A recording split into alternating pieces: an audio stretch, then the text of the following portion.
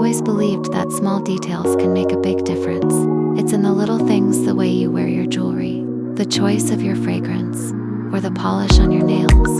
So today, I treated myself to something simple, yet incredibly empowering: a fresh black pedicure. As I sat in the salon, watching the technician carefully shape and file my nails, I already knew I had made the right decision. The color black had been on my mind for days. Something about it just felt right. It's classic, but never boring. Mysterious, but never hidden.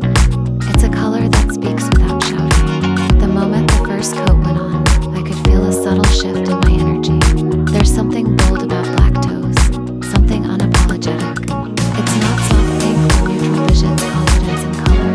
And once the top coat was applied, giving my nails that glossy, mirror-like shine, I couldn't help but smile. My feet looked elegant, edgy, and effortlessly chic. After I left the salon, I took a slow walk through the city in my sandals. The sunlight caught the shine of my freshly painted toes, and I caught a few glances from passers-by.